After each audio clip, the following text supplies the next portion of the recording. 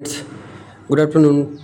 तो कैसे हैं आप सब। मैं आप लोगों को आज जो ये थंबनेल पे देख रहे होंगे तो इसमें लिखा है ऐसे ऐसे बातें जो लिखी हुई हैं, जो मेरा पर्पज़ ये इतना है कि आपको जागरूक करना मतलब कि सरकारी कॉलेजों में जो जिसको सरकारी कॉलेज अलॉट हुआ है, ज़्यादातर नहीं लेकिन कुछ कुछ सरकारी कॉलेज हैं जो ऐसा कर रहे हैं बच्चों के साथ कि बच्चे वहाँ जा रहे हैं अलॉट होने के बाद, या तो ये कह रहे हैं कि यहाँ पे ये स्पेशलिटी जो अलॉट हुआ है आपके पास ये स्पेशलिटी है नहीं। और दूसरी बात ये है कि गवर्नमेंट होके अभी भी क्या है कि आईएनसी अप्रूवल नहीं हो सका, आईएनसी अप्रूवल नहीं हो सका। तो ये इन सब सारी बातों पे हम बात करेंगे, ठीक है, कि क्या क्या वहाँ कॉलेज वाले कैंडिडेट के साथ कर रहे हैं। अब क्या बात है, क्यों अपना सीट बचाना चाहते हैं या फिर उनसे क्या मतलब है, क्यों बच्चों के साथ ऐसा कर रहे हैं। तो आज मेरा काम बस यही है, और इसका जिम्मेदार भी कॉलेज है या फिर यूनिवर्सिटी है, ये भी तो जवाब कौन देगा। बस मेरा काम है कि आपको जागरूक कर दूं कि ऐसी भी कंडीशन आ रही है बच्चों के साथ, जो कई केसेस ऐसे आए, और इसका खुद साक्षात गवाह हूँ, मेरे साथ भी ऐसा हो चुका है, ठीक है। तो मैं ये जानकारी आपको दे रहा हूँ।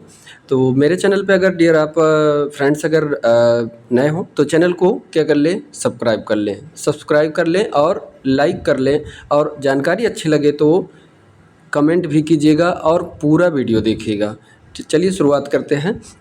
तो ये कैसा गुमराह है, वो ऐसा है कि अभी अभी मेरे जो है कि कुछ दिन 2 दिन पहले जो कमेंट आया था, एक बच्चे का कमेंट आया था कि सर मैं कॉलेज गई थी तो फिर वहाँ पे ऐसा ऐसा वो लोग बोल रहे थे। तो सेम वही प्रॉब्लम मेरे साथ हुआ था, और पिछले 2024 में वही कंडीशन 2 गर्ल्स और 2 लड़कियों के साथ और हुआ था 2024 में। तो वो लोग तो केस कर दी थी पिछले साल, ठीक है, कि जब आपको पता है कि वो तो यूनिवर्सिटी को केस की थी, जब आपको पता है कि कॉलेज आईएनसी अप्रूव्ड नहीं है तो फिर मुझे क्यों अलॉट किया आपने, बात यही थी उनकी, ठीक है। तो अभी कल का जो केस है, एक कमेंट आया था बच्चे को, उसको अलॉट हुआ था, तो मैं दिखाना चाहूँगा। देखिए इसमें पहले कॉलेज का नाम देख लीजिए कि कॉलेज जीएसबीएम कानपुर है, ठीक है, ये जीएसबीएम कानपुर है। इसमें देखिए स्पेशलिटी की बात करें तो मेडिकल सर्जिकल नर्सिंग भी है, कम्युनिटी भी है, और मेडिकल सर्जिकल नर्सिंग भी उसमें ये क्या कहते हैं कि क्रिटिकल केयर में भी है, ओबीजी भी है और पीडियाट्रिक भी है। देखिए कम्युनिटी की 5 सीटें हैं, और उसके बाद मेडिकल सर्जिकल नर्सिंग ऑन्कोलॉजी के लिए 3 सीटें हैं, मेडिकल सर्जिकल नर्सिंग ऑर्थोपेडिक के लिए 2 स्पेशलिटी है, ओबीजी के लिए 5 है और पीडियाट्रिक के लिए 5 है, ठीक है। तो इतना सीटें हैं। ये सीट मैट्रिक इस बार की है, 2024 की है, 2024 की है, ठीक है।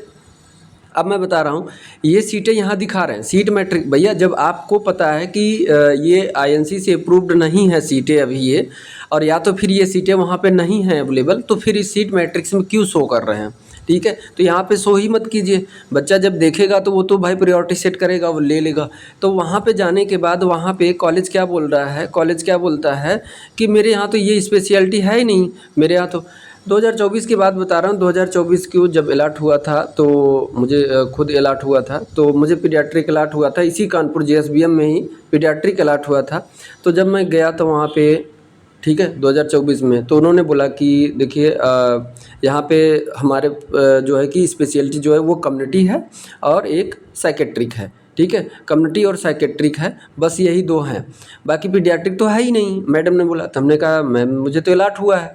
तो उन्होंने कहा कि अच्छा रुकिए बताते हैं। कुछ टाइम ज़्यादा देर तक वेट करते रहे, फिर उसके बाद वहीं बोली कि चलिए एचओडी साहब से मिलाते हैं। एचओडी से मिलाए भी, ठीक है। तो उन्होंने कहा कि देखो बेटा एक एप्लीकेशन लिख के दे दो कि मुझे सब कुछ बता दिया गया था, फिर भी मैं एडमिशन ले लिया। तो हमने कहा सर ये क्यों एप्लीकेशन क्यों लिखवा रहे हैं, आप यूनिवर्सिटी से पूछिए, और मैं आपसे पूछ रहा हूँ कि यूनिवर्सिटी से पूछिए कि आपने अलॉट किया है तो बच्चा यहाँ पे आया है तो उसका क्या करना है, कैसे क्या है, तो यही एप्लीकेशन लिखवाना है मुझे। तो यही सब था बात। मैंने तो एक्शन लिया नहीं, तो इसी के चक्कर में मैं इधर उधर कर रहा था, मेरा 5,000 रुपये चला गया था। मैं वापस जब आया तो जब उसको डिक्लाइन करने का सोचा तो डिले हो गया, उसकी वजह से मुझे 5,000 और पे करना पड़ा, मापअप राउंड में जाना पड़ा, ठीक है, तब जाके उसमें दूसरा कॉलेज हमने लिया, उसको उन्होंने बोला कि आईएनसी से अप्रूव्ड भी नहीं है और हमारे पास ये स्पेशलिटी भी नहीं पीडियाट्रिक। तो इस बार इन्होंने रखा, इस बार भी ऐसा ही केस हुआ है, सेम ऐसा ही केस इस बार भी हुआ है। इस बार एक बच्चे के साथ हुआ, तो उन्होंने जब वो बच्ची गई वहाँ पे तो बोल रहे हैं कि ये हमारे पास है ही नहीं और आईएनसी से एफिलिएटेड भी नहीं है, ऐसा बोला उन्होंने।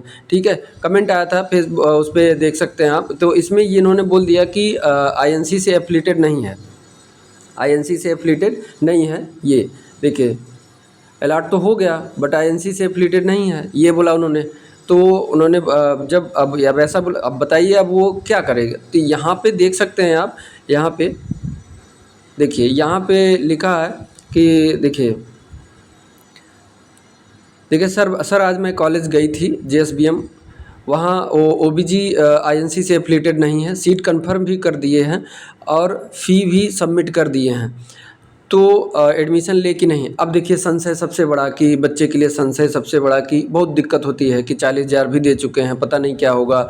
ठीक है, यहाँ तो दिखा रहा था ओबीजी सब कुछ है और आईएनसी से अप्रूव्ड नहीं है। देखिए होता क्या है कि इतनी बड़ी यूनिवर्सिटी कह सकते हैं जीएसबीएम, और इतना बड़ा कॉलेज है, वो भी गवर्नमेंट है। अगर ये आईएनसी से अप्रूव्ड नहीं है तो प्राइवेट की तो बात ही छोड़े। जब गवर्नमेंट नहीं एफिलिएटेड है आईएनसी से एफिलिएशन ले पा रही है, तो बताइए प्राइवेट का तो छोड़ ही दीजिए, प्राइवेट वाले तो और बढ़िया से लापरवाही करेंगे और बढ़िया से वो कर रहे हैं।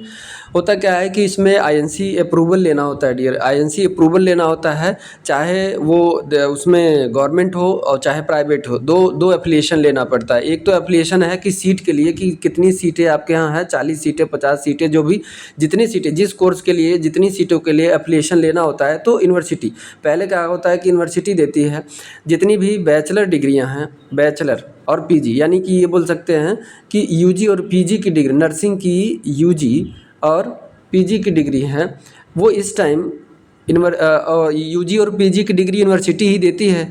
तो कुछ गवर्नमेंट वही 5-6 जो ऐड हैं इसमें, और बाकी प्राइवेट हैं जो कि अटल बिहारी से जुड़ गए हैं। ठीक है, तो अटल बिहारी के साइट पे आप देखेंगे तो ये आपको, ये मैंने जो अभी दिखा रहा हूँ ये दिखेगा। इसमें एप्लीकेशन लेना होता है। तो जैसे ही कॉलेज, जैसे मान लीजिए आप न्यू कॉलेज खोलना चाहते हैं, जैसे कि आपके पास एमएससी नहीं है या बीएससी नहीं है, तो बीएससी लेना चाहते हैं, तो उसके लिए आपको इनको फ़ी पे करना पड़ता है।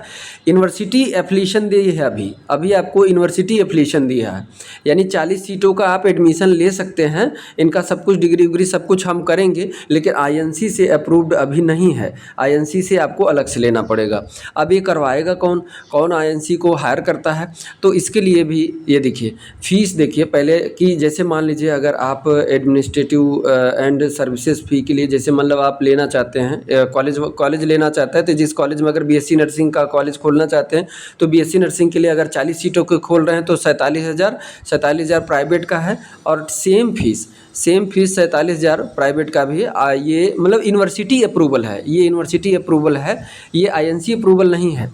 ठीक है, तो ये चार्ज देना पड़ता है लगभग 50,000। ठीक है, 47,200 नहीं, 4,72,000 नहीं 7,200, हाँ 4,07,200 ये फ़ीस। देखिए इसमें जब सीटों का लेना होता है, देखिए एडमिनिस्ट्रेटिव का मैं दिखा रहा हूँ एक बार ठीक से, देखिए ध्यान से देखिए 40,000 आपका है फीस है, उसका जीएसटी वीएसटी जोड़ के देखिए 40,000 फीस है, और ये जोड़ के तो हाँ 47,200 रुपये है, और 47,200 गवर्नमेंट के लिए भी और प्राइवेट दोनों के लिए है।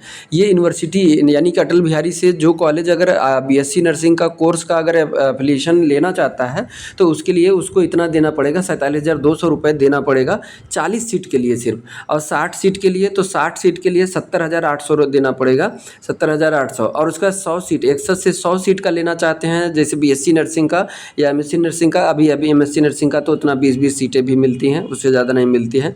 मैं बीएससी नर्सिंग की बात कर रहा हूँ। तो जितना भी अप्रूवल लेना होता है तो उसके लिए यही चार्ज करना होता है।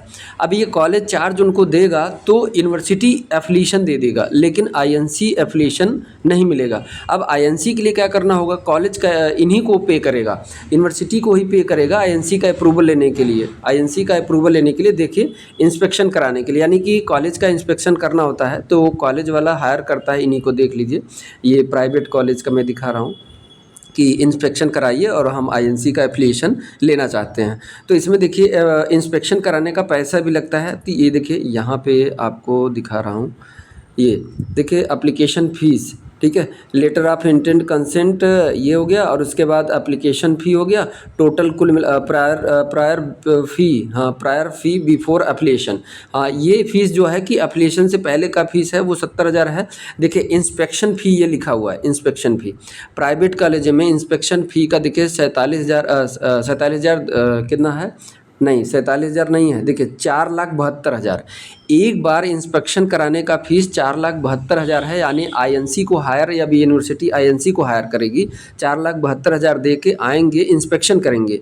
अगर इंस्पेक्शन हो गया, अच्छा सब कुछ मिल गया, सब कुछ हो गया, तो तभी जाके आईएनसी का मान्यता दे देगा, ठीक है। और नहीं मिला तो देखिए री इंस्पेक्शन का यहाँ पे देख सकते हैं, री इंस्पेक्शन फॉर फिर से आप कराना चाहते हो तो फिर से आपको पे करना, यही कॉलेज वाले पे नहीं करते हैं तो आईएनसी अप्रूवल नहीं मिलता है। फिलहाल ये सब इनकी समस्या है, ले चाहे तो वो अब ये ले, लेकिन बच्चों के साथ ऐसा नहीं होना चाहिए कि उनको जो कॉलेज एफिलिएटेड नहीं है तो फिर वो अलाट ही क्यों किया जा रहा है, और उसमें जो है कि जहाँ पे वो स्पेशलिटी है ही नहीं तो फिर स्पेशलिटी सीट मैट्रिक्स में दिखाई क्यों जा रही, बस इतना ही है। इसका जवाब कौन देगा, इसका जिम्मेदार कौन होगा, कॉलेज होगा या यूनिवर्सिटी होगा।